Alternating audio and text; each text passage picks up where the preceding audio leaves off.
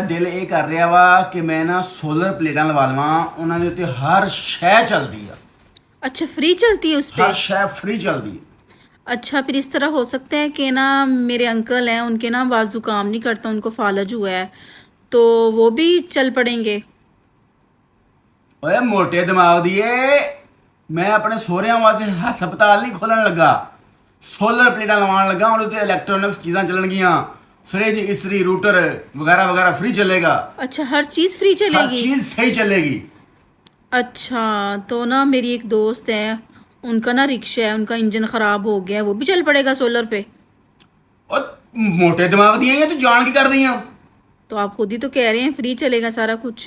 ओए दिमाग दी पैदल औरत, दिमाग दी पैदल औरत कहने का मकसद है छत ते लावांगे, थल्ले पखे पुखे वाशिंग मशीन रूटर शूटर बिजली पानी वाली चीज़ां सारियां चलणगियां, बिजली का बिल नहीं देना पेगा।